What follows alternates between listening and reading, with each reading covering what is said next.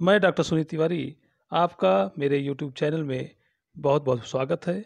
मैं आज आपके लिए साइको का प्रैक्टिकल लेके आया हूँ, transfer of learning through mirror drawing. इसके माध्यम से आपको प्रैक्टिकल करना है। ये आपका एक्सपेरिमेंट में के अंतर्गत आता है और आपको transfer of learning and learning through mirror drawing, इसका सबसे पहले आपको सैद्धांतिक पक्ष लिखना होगा। 2 पक्ष होते हैं, एक आपका सैद्धांतिक पक्ष होता है, एक आपका क्रियात्मक पक्ष होता है। सैद्धांतिक पक्ष जिससे आपका वाइवा पूछा जाता है और क्रियात्मक पक्ष जिससे आपका प्रैक्टिकल पूरा होता है। तो अब मैं आपको बताने जा रहा हूँ कि सबसे पहले जिसने मेरे चैनल को सब्सक्राइब नहीं किया है, सब्सक्राइब बिल्कुल ज़रूर कर लें, जिससे कि आप अपडेट होते रहें और नए-नए नोटिफ़िकेशन आपको प्राप्त होते रहें। सबसे पहले आप सैद्धांतिक पक्ष में लिखेंगे, एक कार्य को जैसे सीख लेने से दूसरे कार्य को सीखने में सरलता होती है। जैसे एक व्यापारी का लड़का हिसाब रखना जानने से कक्षा में अंकगणित में तेज हो जाता है। एक स्थिर के सीखने के संपूर्ण या आंशिक रूप से अन्य स्थिति पर लागू होने को अधिगम स्थानांतरण कहते हैं। अधिगम स्थानांतरण का अर्थ वर्तमान क्रिया पर पूर्व अनुभवों का प्रभाव होता है। इस तरह से आप इसकी परिभाषा भी लिखेंगे। अधिगम स्थानांतरण के प्रकार। अधिगम स्थानांतरण आपका 3 प्रकार का होता है। पहला जैसे आपका है धनात्मक अधिगम स्थानांतरण, जिसमें सीखे हुए व्यवहार वर्तमान में सीखे गए व्यवहार में सहायता करता है, तो उसको हम कहते हैं धनात्मक अधिगम स्थानांतरण। दूसरा आपका आता है नकारात्मक अधिगम स्थानांतरण। दूसरे पहले सीखा हुआ व्यवहार वर्तमान में सीखे जा रहे व्यवहार में बाधक होता है, उसको हम कहते हैं नकारात्मक अधिगम स्थानांतरण। तीसरा आपका आता है शून्य अधिगम स्थानांतरण। जब पहले सीखे हुए व्यवहार का वर्तमान में सीखे जा रहे व्यवहार पर कोई प्रभाव ना पड़े, जैसे हिंदी की कविता याद करने से भूगोल याद करने में कोई प्रभाव नहीं पड़ता है। इसी तरह से अब आप उसको सिद्धांत लिखेंगे। सिद्धांत भी 2 तरह के हैं, एक आपका प्राचीन सिद्धांत है, आपका आधुनिक सिद्धांत आता है। जैसे थॉर्नडाइक का समरूप तत्वों का सिद्धांत। समरूप तत्वों का एक स्थिति से दूसरी स्थिति में स्थानांतरण होता है। जड़ का समीकरण का सिद्धांत। इसमें सीखने वाला एक प्रकार के सीखने में मिले हुए अनुभव, ज्ञान तथा आदतों का करण करने उन्हें दूसरे प्रकार के सोचने में नवीन परिस्थितियों में लागू करता है। उसके बाद स्टैनफोर्ड का सिद्धांत आप लिखेंगे। फिर स्किनर का सिद्धांत लिखेंगे। स्थानांतरण के लिए केवल ज्ञान या वैज्ञानिक रुचि पर्याप्त नहीं है, बल्कि उसको वास्तविक परिस्थितियों में प्रयोग किया जाना चाहिए। फिर स्थानांतरण में महत्वपूर्ण तथ्य ये है, आप उसको लिखेंगे। फिर उसकी दशाएं लिखेंगे। सीखने की इच्छा, योग्यता, समय, समान बुद्धि, विषय वस्तु, समान अध्ययन विधि, सीखने वाले की सामान्यीकरण करने की योग्यता, विषय के स्थानांतरण का गुण, स्थानांतरण का शिक्षा में महत्व, या फिर में जो लिखा है उसको आपको लिखना है। और इसके बाद आपको शिक्षण विधियां, स्थानांतरण को सफलता के लिए आवश्यक है कि शिक्षण रोचक बनाया जाए। तत्कालिक महत्व क्या है? विजय चयन अगर अत्यधिक तत्कालिक महत्व का है तो स्थानांतरण सहज होता है। इस तरह से आपका क्रियात्मक पक्ष अब आ जाता है, जिससे कि आपको प्रैक्टिकल करना है। प्रैक्टिकल के दौरान आपको केवल यही चीज़ें क्रियात्मक पक्ष को ही लिखना होगा। भ्रम में ना रहें, ऐसे ही आपकी फाइल बनेगी और प्रैक्टिकल कॉपी पे आप क्रियात्मक पक्ष ही केवल लिखेंगे। सबसे पहले जैसे आपका है प्रयोग का नाम, दर्पण, चित्रण, उद्देश्य, ऐसे हेडिंग सब लिखते जाएंगे कॉपी पे भी।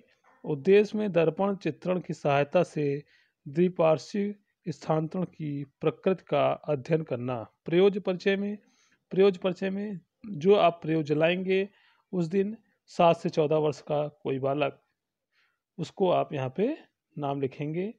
प्रयोज्य का नाम जैसे कि अंकित कुमार सिंह, प्रयोज्य की आयु 13 वर्ष, और शिक्षा 7 वर्ष, फिर शारीरिक व मानसिक स्वास्थ्य उत्तम, प्रयोग समय और प्रयोग तिथि। फिर उसके बाद आपका आता है प्रयोग परिचय। प्रयोगकर्ता परिचय, प्रयोगकर्ता में आपका सेल्फ का परिचय रहेगा, जैसे प्रयोगकर्ता का नाम, फिर इसका शिक्षा और व्यवसाय, पीपल टीचर लिखेंगे।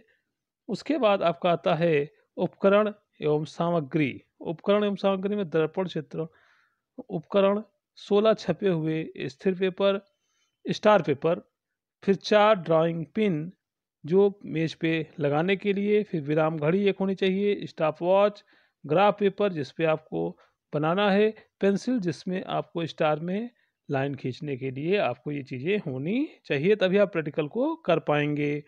प्रारंभिक तैयारी में जैसे कि प्रयोज्य को एक आराम कुर्सी पर बैठा दिया जाता है और दर्पण चित्रण उपकरण प्रयोज्य के सम्मुख रख दिया जाता है।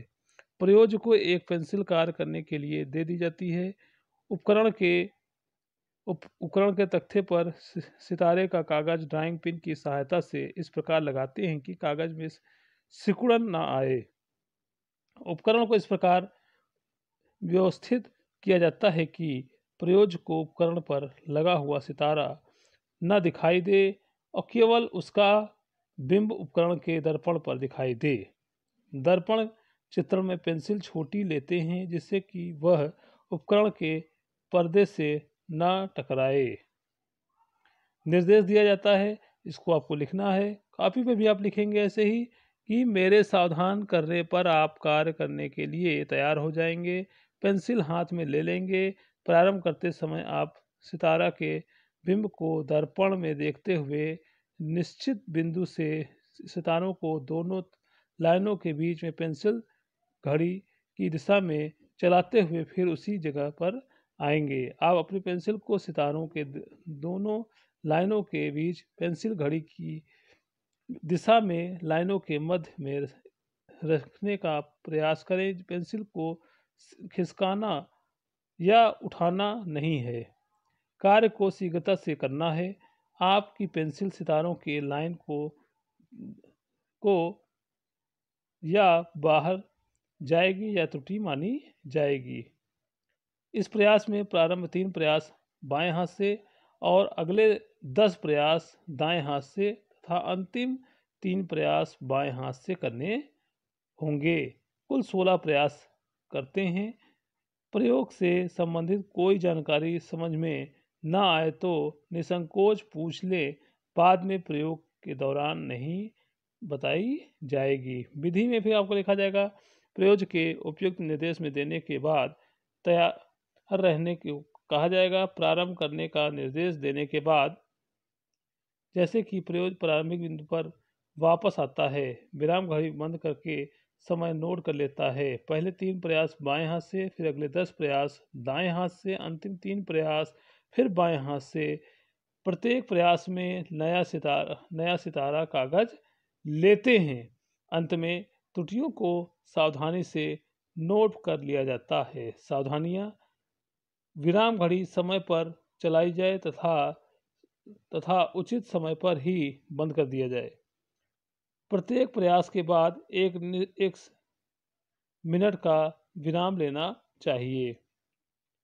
वातावरण शांत एवं विघ्न रहित होना चाहिए। अंतर्दर्शन, इस प्रयोग में प्रयास अच्छा और अंतर्दर्शन रहा परंतु कठिनाइयाँ बहुत आईं। प्रथम 3 प्रयास बाएं हाथ से किए गए जिसमें सबसे ज़्यादा कठिनाइयाँ आई तथा त्रुटियों की भी बहुत हुई। फिर दाएं हाथों से किए गए प्रयासों से बाएं हाथ की अपेक्षा कम त्रुटियां हुई। इस तरह से आप इसको अंतर्दर्शन में लिखेंगे और की अपेक्षा समय में कम लगेगा। इस तरह से आप निरीक्षण तालिका को बनाएंगे। इसमें जैसे आप हेडिंग देख रहे हैं, हेडिंग में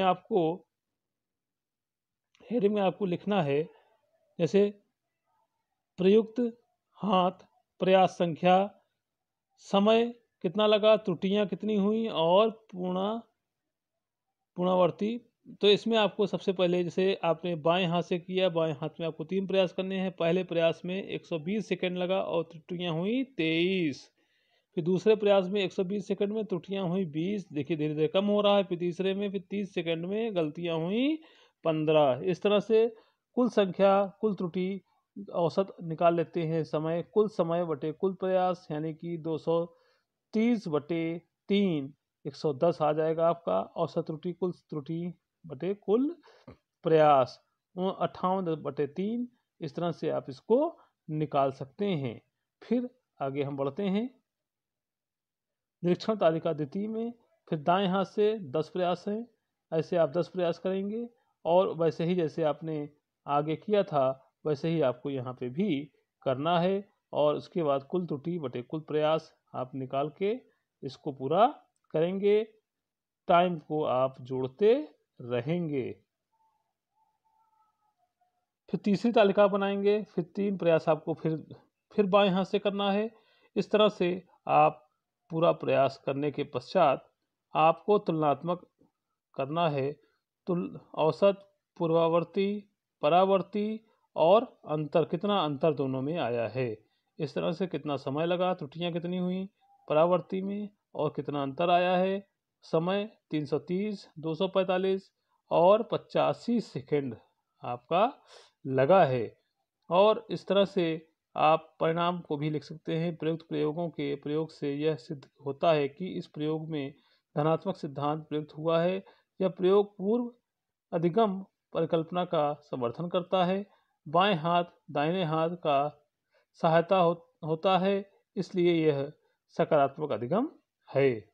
परिणामों की व्याख्या में प्रथम या पूर्व परिस्थिति या बायां हाथ प्रारंभिक परिस्थिति में 3 प्रयास किए गए जो कि बाएं हाथ से किए गए। प्रथम तीनों प्रयास में कुल त्रुटियां 58 हुई और 330 सेकंड का समय लगा और प्रयोग को इस करने में कठिनाई हुई। दूसरी परिस्थिति में आप लिखेंगे और उसके बाद ऐसे ही आप ग्राफ बनाएंगे। ग्राफ में आपको त्रुटियों की संख्या और एक तरफ प्रयासों की संख्या करके आपको ग्राफ बनाना है। ग्राफ जैसे बनाया जाता है वैसे ही एक्स एक्स और वाई एक्स पे दिखा के आपको बनाना होगा। और इस तरह से आप लर्निंग स्टार मिरर ड्राइंग का आपको लगाना है। और लास्ट में तृतीय परिस्थिति का भी परिवर्ती परिस्थिति लिखेंगे, जो आपका आया है कितनी उसमें त्रुटियां हुई इसको लिखेंगे। और लास्ट में निष्कर्ष लिखेंगे। इस प्रयोग से यह निश्चित होता है कि दाएं हाथ द्वारा सीखने पर बाएं हाथ पर सकारात्मक प्रभाव पड़ता है और दर्पण विधि सीखने में अधिगम में सहायक सिद्ध होती है। इस तरह से आप पूरा प्रैक्टिकल मिरर बाइट कर सकते हैं और आपकी प्रैक्टिकल में अच्छे नंबर प्राप्त कर सकते हैं। इसलिए वीडियो को शुरू से अंत तक जरूर देखें, बीच में छोड़े ना, और आपको निश्चित तौर पे समझ में आएगा और आपका प्रैक्टिकल अच्छा